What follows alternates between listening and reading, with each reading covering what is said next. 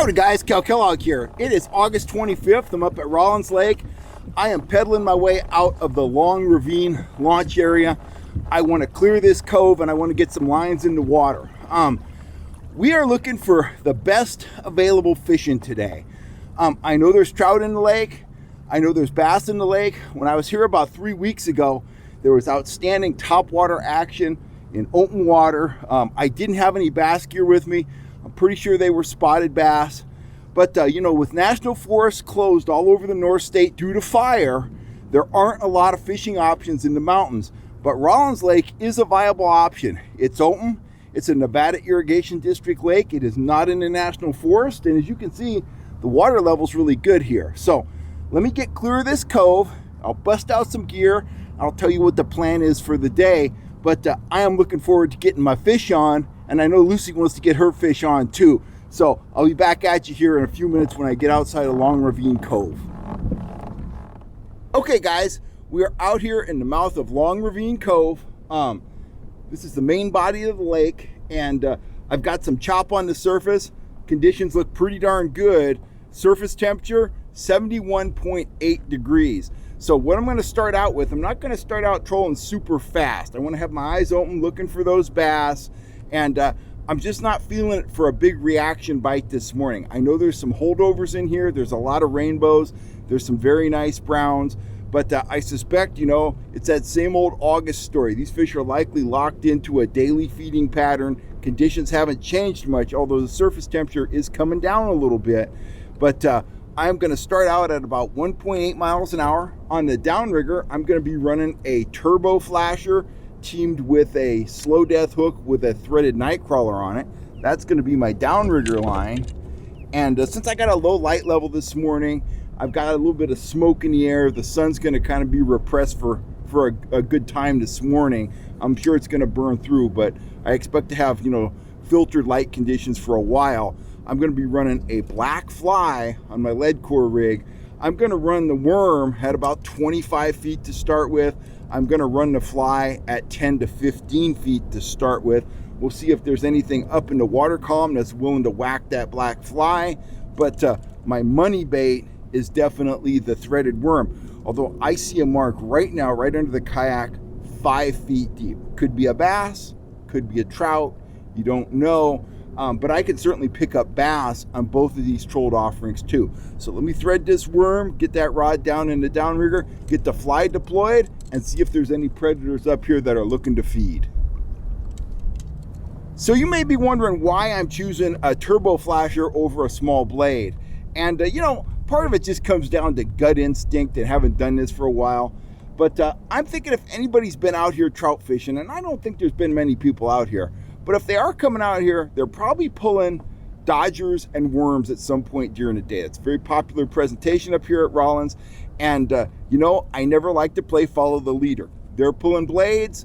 I'm going with the turbo flasher. The turbo flasher also gives me, a wider range of speeds that I can run. I can run that thing all the way up to 3 miles an hour if I want to put on a burst of speed or whatever. It's not going to roll. It's not going to tangle my line. So it's more versatile in terms of speed. Likewise, I can stop and it's going to have almost neutral buoyancy in the water column. And sometimes that's a very effective thing to do when you're trolling worms. If you're seeing marks, you're not getting those fish to hit, you might just want to let the kayak or the boat almost glide to a stop, let that bait hang there in the water column. Sometimes when you take off after that, you'll find that you have a fish on. So, the turbo flasher is more versatile. It's something they likely haven't seen a whole bunch. And that's just what my gut's telling me to run. And of course, a fly, I know they're not seeing a lot of flies out here, especially black colored flies. So I think I got, a winning combination on there. And look at that big fat juicy worm. It's ready to rock and roll.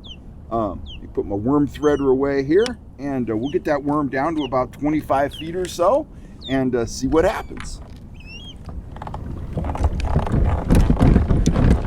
Fish on the worm. I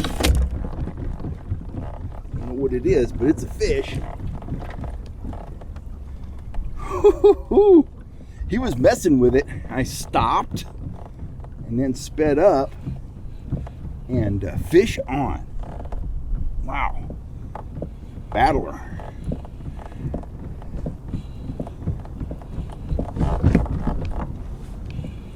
Got to keep the kayak going straight here because I got that lead core out still. That fish was down right at 25 feet.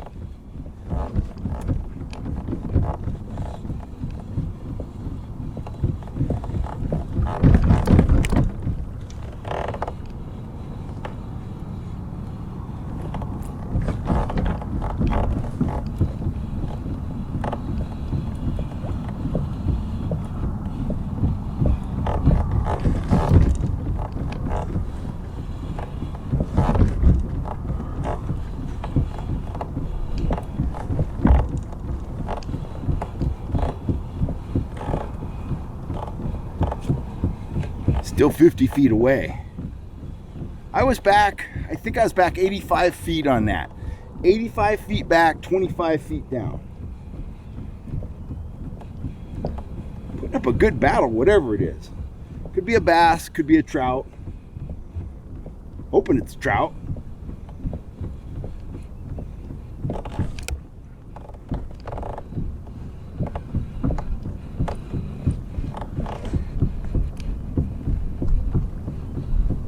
Oh, nice trout. Nice rainbow.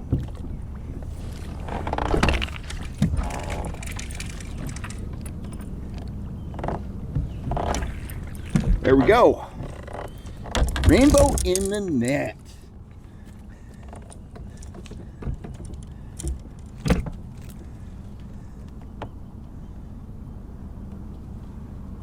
That's a beautiful holdover. I'm gonna pop that hook. He's hooked pretty deep, and we will revive him.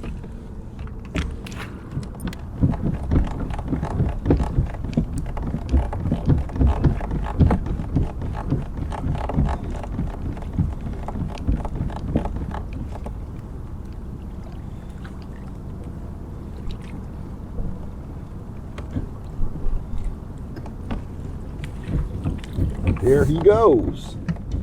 Nice.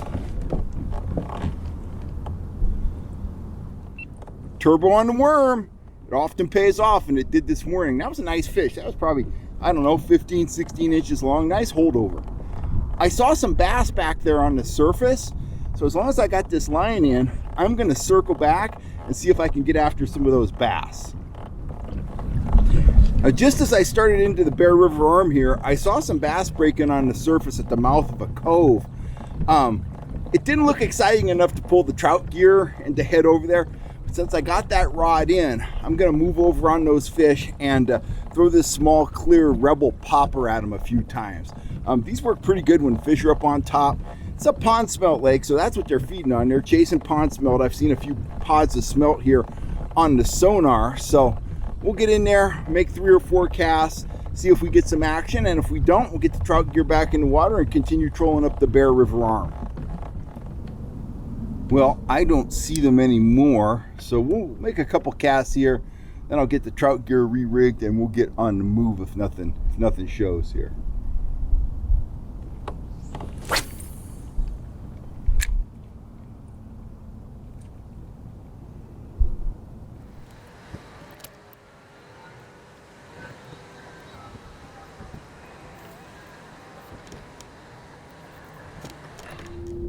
Okay, so I tried for the bass. That surface activity has disappeared in this cove. I made about 3 casts, no action, so I'm rigging up for trout again. Instead of rolling worms on a slow death hook, I'm switching over to a grub. I don't want to be hooking a bunch of fish deeply. I'm sure I could hook more fish on worms, but I'm going to switch over to a grub. I'm going to put on something that roughly matches a pond smelt. That's the primary forage in here. And instead of using a slow death hook, I'm going to run with a number 4 ring eye straight shank hook, and kind of debating whether I go with a absolutely clear grub or just a clear silver flake grub, or I go with a firecracker grub. And I think I'm going to go with the clear one right now. This water's really clear. Pond smelt, they're silvery, they're translucent. I just think this is a good match for what they're feeding on. So as always, I'll put that hook in so that the point is going the opposite direction from the tail on the grub. So I just started in nice and straight like that. Work it down, work it down. I want to pop that hook out right near where the body of the grub transitions to the tail, just like that.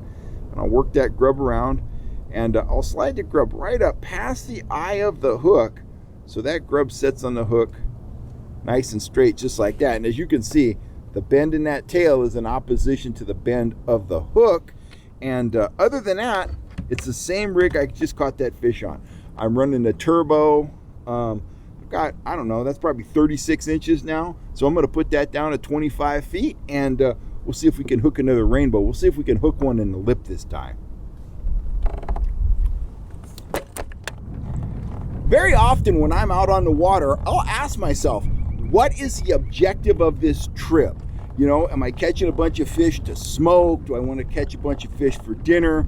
Am I out to catch and release fish? You know, what's the objective? Today, I want to scout out some trout fishing opportunities for the upcoming guiding season. And I want to get my fish on. I want to catch some fish. I'd like to catch some bass. I'd like to catch some trout. I want to release everything today. Surface temperature back in here, pretty conducive to releasing trout. It's about 71 degrees. I'm going to have to revive them in the net, but they should go right back down into their comfort zone, which is down, 15 to 25 feet, maybe a little bit deeper right now. But what I don't want to do is hook a bunch of fish in the throat, hook them in the stomach, stuff like that. I'm confident my best offering today would be a threaded night crawler teamed with that turbo, or maybe even a naked crawler if that turbo bite were to slow down. I got the one fish on the worm, and he was hooked deep. And you're gonna find that you hook a lot of trout deep if you're playing with them, if you're teasing them. If they're coming in and they tap the worm and I get off the pedals and then I speed up, slow down. What I'm really encouraging that fish to do is grab the worm and gulp it down real fast. That's fantastic if you're keeping fish, but it's not optimum if you're looking to let fish go. So that's why I switched over to the grub. The grub is probably a lower percentage offering today.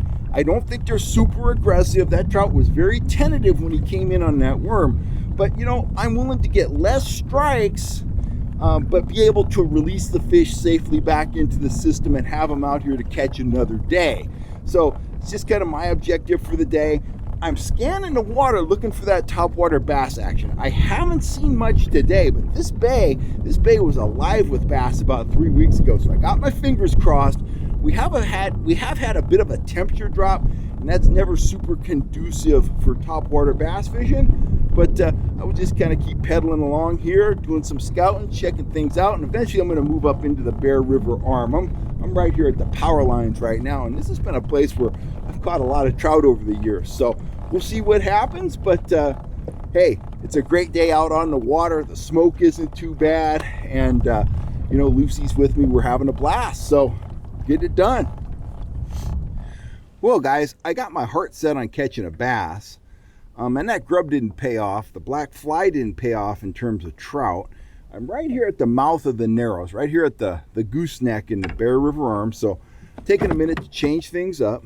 I'm going to actually do a little bit of bass trolling, which is pretty unorthodox.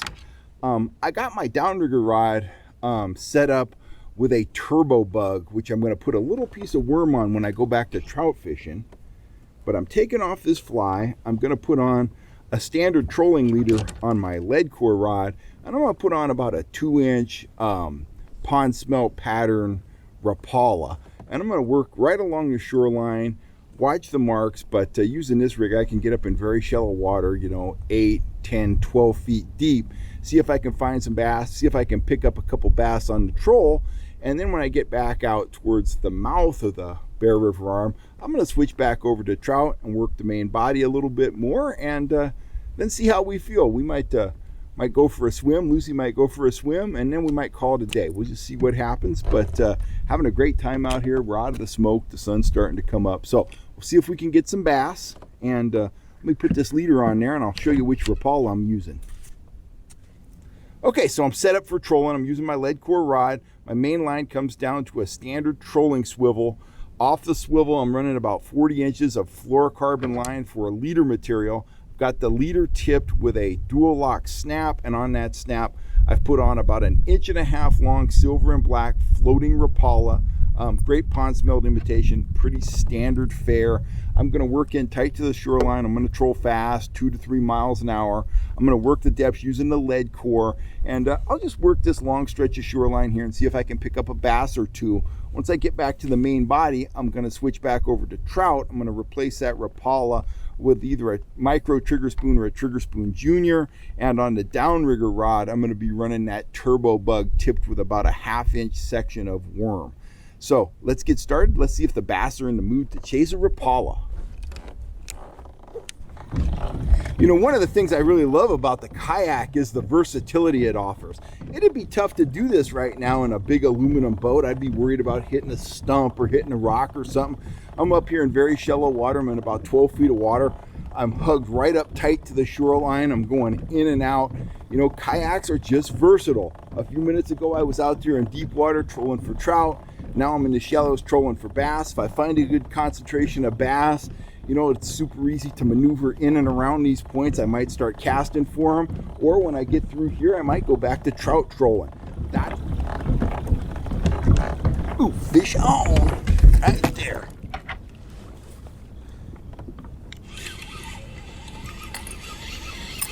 That came off. I was 10 feet deep. Might be a little tiny bass. We'll see. Hit it hard. Hit it like he meant it. Oh man, he's a dinky little guy. Oh my gosh. Little spotted bass. Whoa, come here, guy. Well, he thought he wanted it. He thought he could handle it. Look at that monster right there. Oh my gosh. I'm rolling Martin. Oh, there he goes. Woo! And he's off. Well, all right. Broke the ice on the bass front. Let's see if we can get one that's a little bit larger. You know, it's not a huge bass lake, Rollins. Big numbers of bass. Probably the biggest spot I've ever caught in here. About 3 pounds. I catch a few 2-pounders every year. But, you know, by and large, it's a big numbers lake, but not a lot of big fish. There are some largemouth in here. I personally have never caught one, and I've been fishing here for, I don't know, over 25 years. But I have seen pictures of largemouth in here up to about 8 pounds, so they do exist. And when I first started coming here, there were no spotted bass in the lake, or at least I never caught any. It was all about smallmouth bass. They were small too, but the smallmouth, they've become fairly rare. I don't catch too many of them anymore. The spotted bass seem to have kind of pushed them out, which is kind of a common story here throughout Northern California. Lakes that used to be known as smallmouth fisheries, now they're kind of, you know, spotted bass fisheries. Places like Oroville and Shasta, they used to have, you know, lights out smallmouth fishing. Now it's pretty much spots. Same thing goes for Folsom, although you can still catch some pretty nice smallmouth out at Folsom. So anyway, we'll get back on the troll here and see if we can come up with a larger model. Been trolling for a while there at about 5 feet deep. That wasn't doing anything. As soon as I switched over to 10 feet deep, dropped it down a little bit in the water column, I caught that little fish. I saw a bunch of marks back there. So he was in about 15 feet of water, and my lure was probably about 10 feet deep. So we will, oh, right there. Fish on. That didn't take long. When that's a better fish.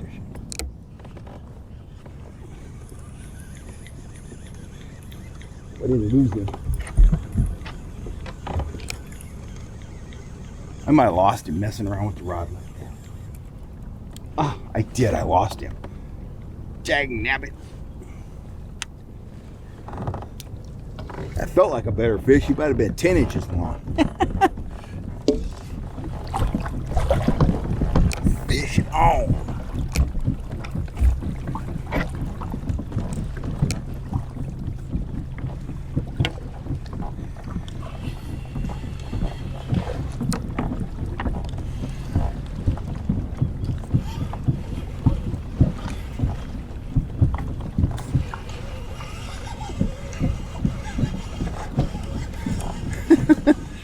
bass was hanging out right under those submerged trees back there, and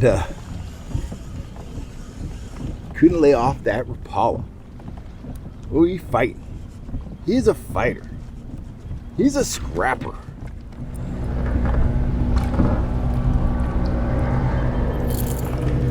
And there he is. He feisty.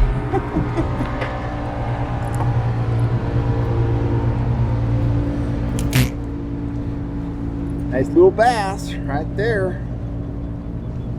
Very cool. Get him back in, and maybe we'll switch back over to trout now. The last fish of the day turned out to be a tiny smallmouth bass that I hooked in open water on a micro trigger spoon right out in front of the dam. With the smallmouth released, it was time to call it a day. I stowed the gear and headed for the launch round. It had been a very successful morning. Lucy got to get her swim on, I landed more than a dozen bass, and I also landed a really handsome holdover rainbow on a threaded worm. As the surface temperature at Rawlins continues to drop this fall, I think we're in for some really exciting action. I'm marking a lot of holdover trout in deep water, and of course the bass population out there is robust. Those bass are willing strikers, and they're going to get even more aggressive as we move into the fall. Well, that's it for now. I'm signing off. My name's Kel Kellogg. If you're looking for trout gear, rods, reels, trigger spoons, flies, stuff like that and more, get on over to fishhuntshoot.com and check out my whole collection of gear. If you haven't had a chance to hit that subscribe button, please do, and you'll always know when I'm on here talking fishing. Thanks a lot, guys. Thanks for all the support, and I will catch you next time right here on YouTube.